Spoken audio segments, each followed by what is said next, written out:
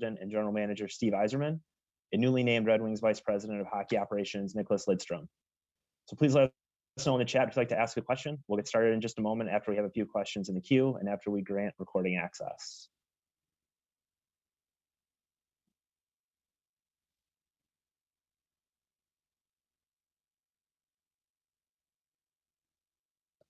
All right, great. First question today will come from Brad Galley, WXYZ. I'd like to ask Nick and Steve both about the hire. Nick, a couple years ago when you were on your book tour, you talked about the possibility of getting back to the NHL. Why is now the right opportunity for you to join the Red Wings? And Steve, why was now the right time for you to bring Nick back into the organization? Nick, I'll start. Brad, first off, Nick and I, we had a chance to talk a little bit at the Hall of Fame induction in Toronto.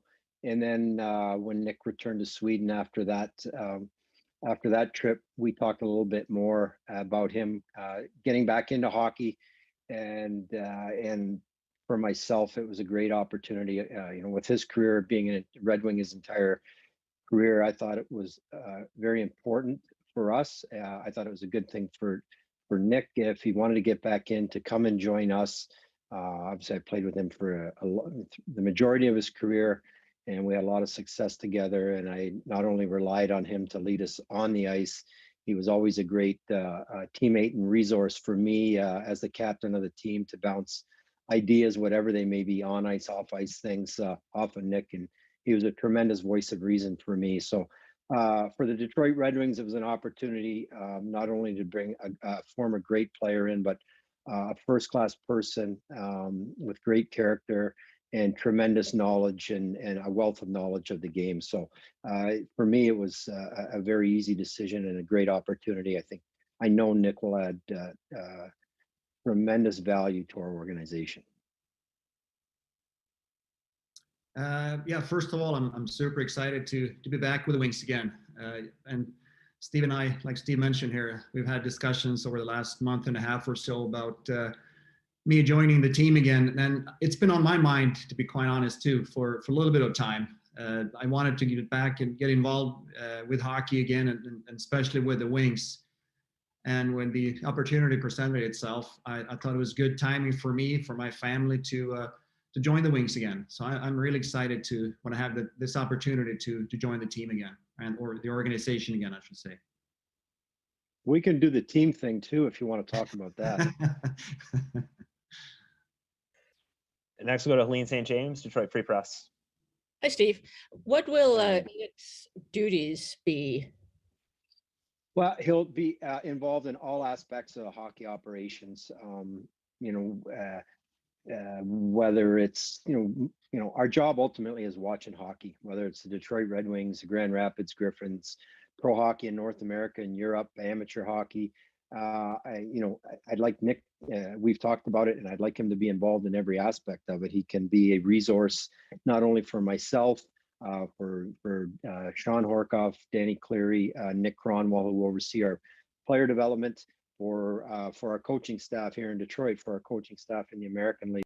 Can be a resource in all aspects to provide his insight, his opinions, just from watching, from viewing and getting to know our organization, but also knowing players all around the world. So yeah, again, he'll be involved in all aspects of me doing my job of being in charge of running the Detroit Red Wings. He'll still be based in Sweden. Correct. Yes, Nick will live in Sweden, and he'll organize his schedule as he sees fit. He'll have all the critical dates and important goings on, and really get an opportunity to decide for himself where he feels most comfortable and what he wants to do. But again, we encourage him and have asked him to get involved in every aspect of it. And typical of Nicklas, he's very humble. He's going to quietly go about his business and do his job. And one thing I do know after being around him and playing with him for such a long time, he knows the game. He knows hockey players, and for all of us in the organization to be able to pick his brain, to ask his opinion, and get his viewpoint on whatever it is we're doing, it's a tremendous resource for us. So do you add the perfect vice president to his title, or? That remains to be seen. He had to earn the other one. He just wasn't given it as the perfect human being. Now he's got to earn that one. I'm sure he Nicklas, will. Nicklas, what have you thought of the team? I know you were in Detroit earlier in the season. What have you thought of the team as a whole, and maybe specifically Lucas Raymond and Moritz Seider? Well, I've seen progress throughout the season so far. Looking back to a different season last year, but I've seen progress in this year's team. I watched not every game, but bits and pieces of games, and I've seen the improvement in all aspects of whether it's goaltending or defense or the forwards. I think we've seen progress, and that goes to the new guys, the two rookies that you mentioned, and Lucas Raymond and Moritz Seider. They've added right away. They stepped in and played well for the team, and I think that shows that the team and we're on the right track. We're doing things to get better, and those young players will help us. And okay, last question for me. How soon do you get Holmstrom on board? Homer, I think we'll leave aside to start with anyways. Well, it might be the easiest that way. Thank you. Next, we're going to answer Con. I'm live. Yeah, hi, Nick. Just you obviously had tremendous success with the Wings over your 20 years. And how much pride would you take in helping, having a part in restoring the franchise to prominence? I think we all want to see the team and the organization make progress and become better and start making the playoffs again. So I think that's a goal for everyone. And if I can be a small piece of helping out in different areas, or whether it's in amateur scouting or watching the prospects that we have here in Europe and overseas in the US and Canada as well, but just help in and chip in to help out to make this team better again. Is there any one particular aspect of your job that you're looking forward to the most? Looking at scouting prospects, player development, anything in particular? I think just getting involved again, and being here in Sweden, I'm going to be following the European prospects a little bit closer than the North American ones. But I'm looking forward to seeing the development in players like Simon Edmondson or Albert Johansson, players that we have drafted that are playing in the Swedish elite league here, SHL, and see them make progress. But at the same time, I want to see the team, the Red Wings, make progress as well. So I'm looking forward to a lot of different aspects of this game. And just your thoughts on just the importance, the growing importance of the draft. I know. Obviously back in the day, the Wings would make huge splashes in free agency and trades, but now how important it is to draft and develop players. Just your thoughts in that area. I think it's very important. Looking at how hard it is to sign free agents with a salary cap, finding players and developing players is key.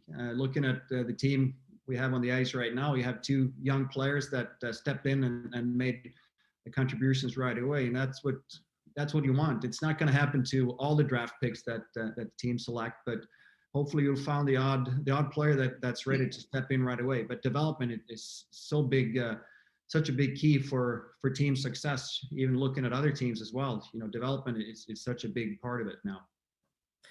Thanks, Nick. Thank you. Next, we'll go to Max Boltman, The Athletic. Hi, Nick. I believe you did a little bit of scouting for the franchise a while back. I'm just curious what you took away and learned from that experience. I think it's hard to watch 17-year-olds and to find and see what they're going to be in a couple of years or down the road, 10 years from when they're drafted or looked upon. And that's the hard part. I think you can see the high talent, but if you can find the gems that are in the rounds maybe 5 through 7, where it's not as easy to select players that you hopefully will and one day will make it to the NHL. So it's hard to find talent where there's so many players, so many good players around. And then how closely have you been around or watched, or I don't know, maybe even spoken to some of those prospects that are over in Sweden? I know you mentioned Edvinsson and Johansson, but all those guys over there.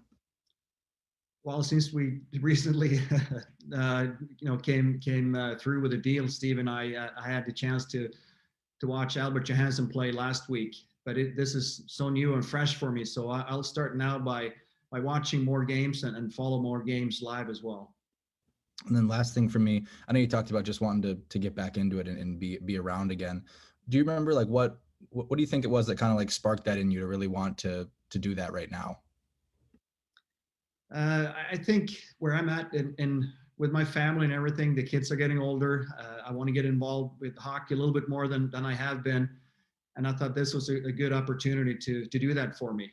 I've always loved hockey, always watched the NHL, even since we moved back to Sweden. I try to follow the league, follow the players, and stay paid close attention to the NHL. So I've always wanted to one day get back into it again. Thanks very much. Next, we'll go to Bob Duff, Detroit Hockey Now. Nick, I know when Steve came in, he kind of got involved in every aspect of the team to kind of really learn the business from the ground floor up, sort of in terms of management. Is that kind of the way you view things here? Do you want to kind of dive into a little bit of everything and just kind of learn on the go almost?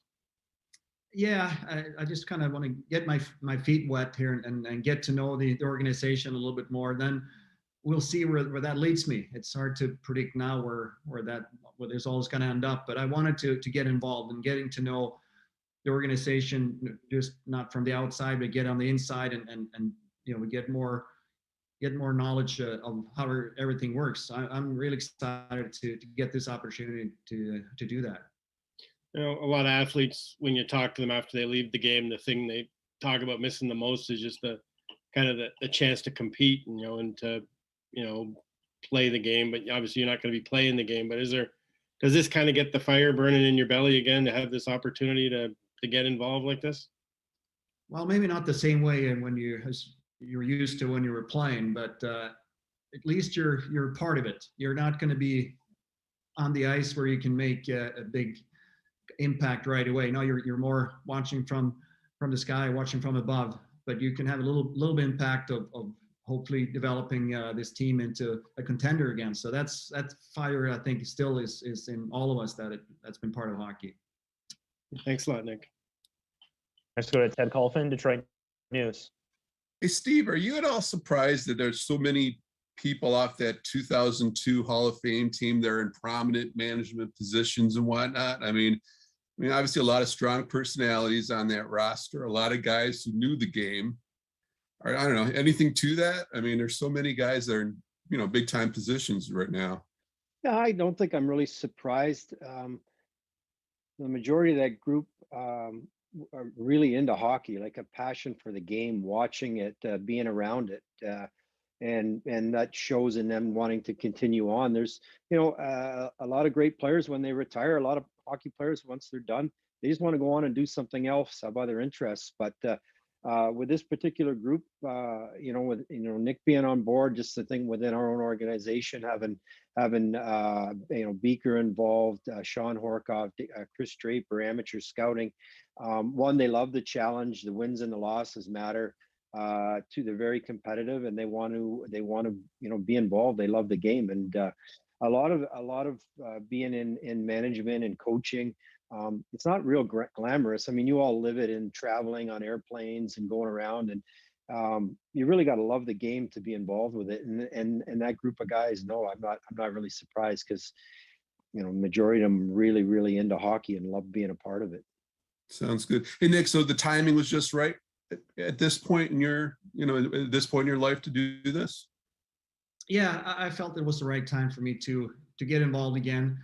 My kids are getting older. I got one living at home, but pretty soon he'll be out of the house as well. So I thought this was the right time for me to kind of the next challenge for me to do something different. And I always kept an eye on hockey, like I said earlier, and this was a great opportunity for me to do that. Sounds good. Welcome back. Thanks. Thank you. Next, we'll go to Art Regner, DetroitRedWings.com. Hi, Steve. Hi, Nick. I actually have a question for Nick and a question for Steve. Steve, I guess I'll start with you. How important is it for you specifically with the Red Wings to surround yourself with people that not only know the game and understand the game and have an eye for talent, but actually understand the Red Wing way of life, for lack of a better term, how to do it like the Detroit way? Well, I think it's number one. Like I try to hire really good people. I try to hire the best possible hockey minds who have a great work ethic and a real passion for doing the job. The Red Wing way.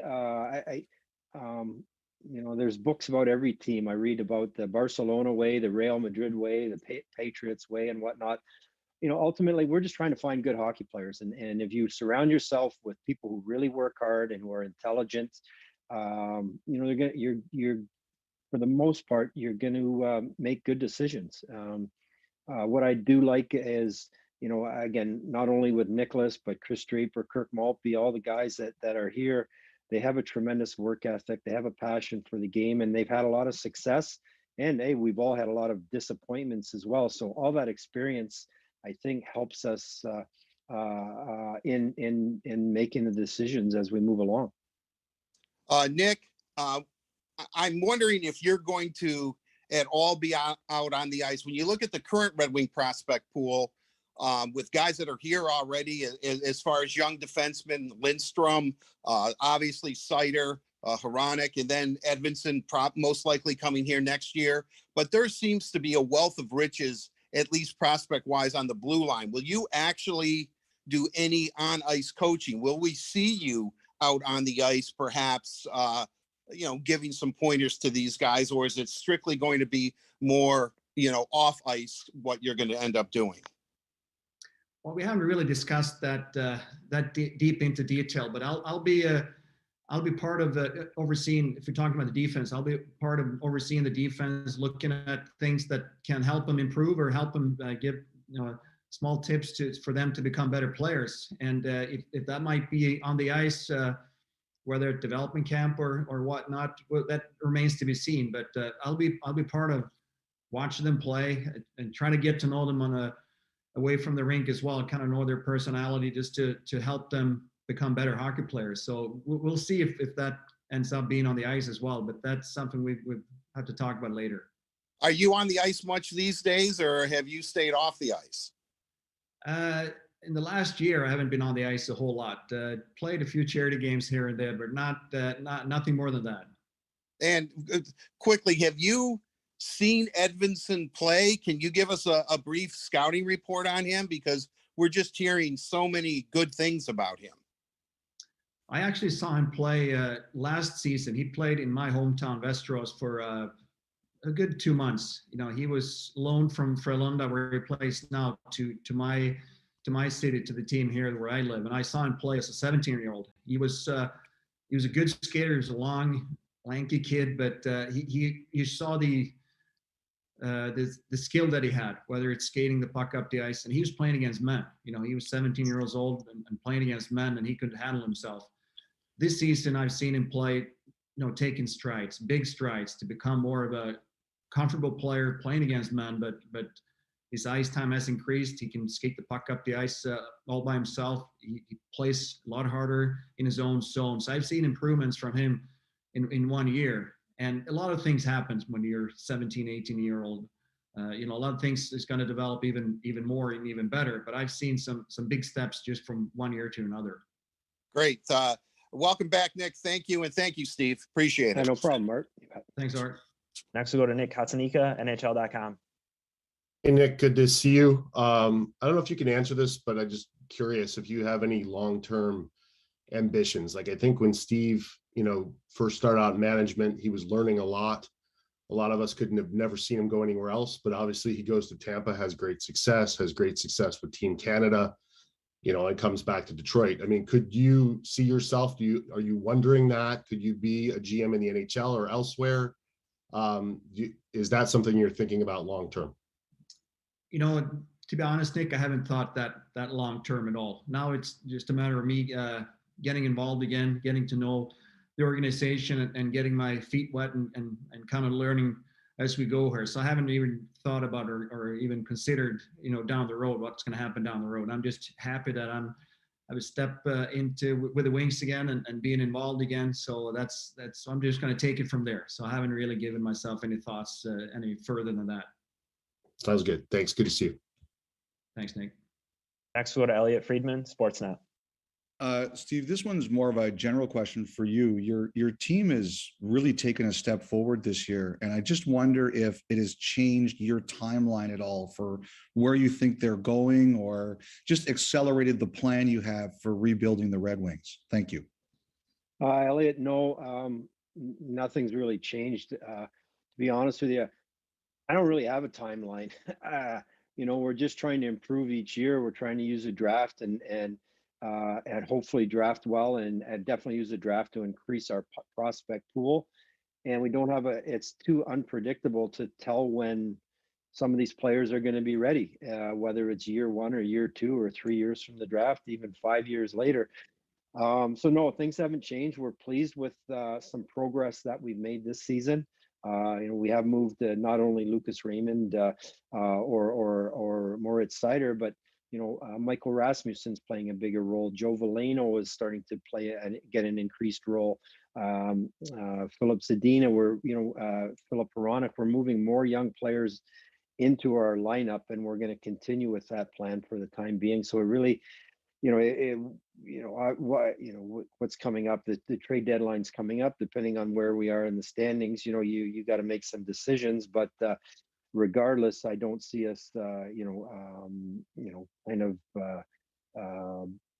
being really aggressive at the trade deadline. And then, in free agency, I'll take the same approach. If there's a player that can help us, and it might be, be with us in a few years and be a contributor in a few years, we'll try to spend our money and be aggressive when we think it's appropriate. So no, nothing has really changed on the aspect of what we are trying to do, and we're going to stick with it and try to be patient, and ultimately, again, just try to make good decisions, whether it be short-term contracts, long-term contracts. Thank you. The last question will be in Swedish from Jan Bengensen from NHL.com. Ja, hej Nicklas. Kan du höra mig? Ja, tjena. Ja, kul att se dig igen. Du, det här låter lite nästan som någon slags chefscout om du ska stanna kvar i Europa. Eller i Sverige, kan du handskas med det här jobbet från Sverige? Behöver du inte vara mer över i USA? Och har du funderat på att flytta tillbaka?